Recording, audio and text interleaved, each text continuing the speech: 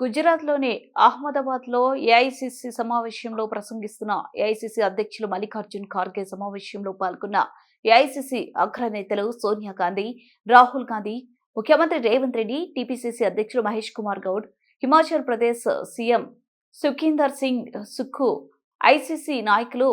మణిక్కమ్ ఠాకూర్ తదితరులు ఉన్నారు.